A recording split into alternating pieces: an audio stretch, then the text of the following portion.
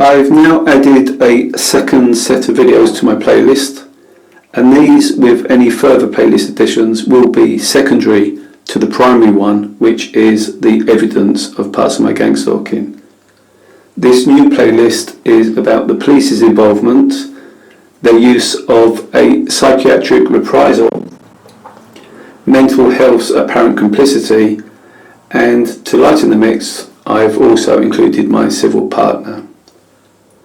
For any good person that follows my channel, you'll know that I applied for a police Merlin report, Merlin, M-E-R-L-I-N, in 2018, as this was the deceitful excuse used by the police flagrantly abusing their powers as part of the protocols for these unlawful operations.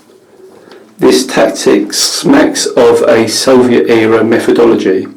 It's outrageous and sinister, but it's what they've done. The police Merlin report is a fit-up.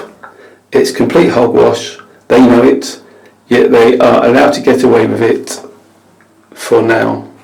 I'll read some extracts from my police Merlin report. The subject is showing signs of quite severe paranoia. He comes across for his finding well and can hold a conversation fine. However, he has convinced himself that strangers around London are targeting him by saying insults when he passes them.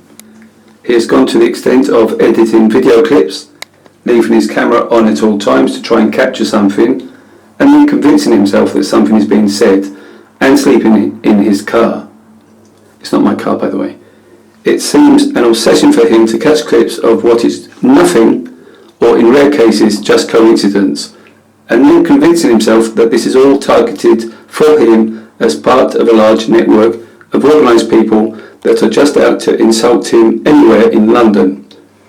There are concerns for his mental health in relation to paranoia, especially surrounding the videos he posts and what he believes is going on around him. The subject's behaviour is described as above. He is clearly showing signs of paranoia and has convinced himself that people are organised to insult him all over London. The evidence he has of this only shows coincidence or nothing at all. However, he believes that it is targeted at him. A lot of the videos don't show anything at all. However, he has the belief that things such as a vehicle passing or a pigeon are talking to him. It has become obsession to him so much so he has a dedicated YouTube channel. That was their grammatical error, by the way. So that's a few extracts from my police Merlin report. If that ain't a stitch up, I don't know what is. I'll now read a few extracts from a psychiatric assessment I had in 2017. On review on the 14th of December, Michael was on time and was well dressed in cycling gear. He had a warm rapport and a reactive mood. He was calm and coherent throughout and could understand the rationale for the assessment and why he was referred to the community mental health team. In brackets, he has a good understanding of mental health services through caring for his brother, but he was clear that he felt his problems related to a police matter and he was unhappy that the police had referred him to our service. Michael remains preoccupied with the idea that he is a victim of organisational stalking.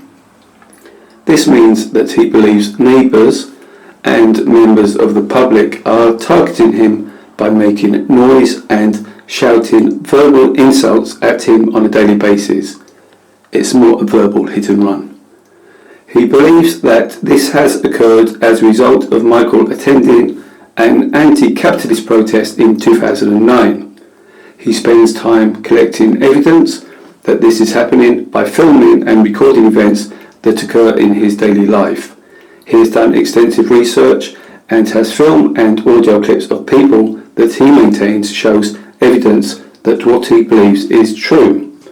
Michael is aware that this idea has become somewhat obsessional and has taken over his life, but rejects the idea that his thinking has become delusional.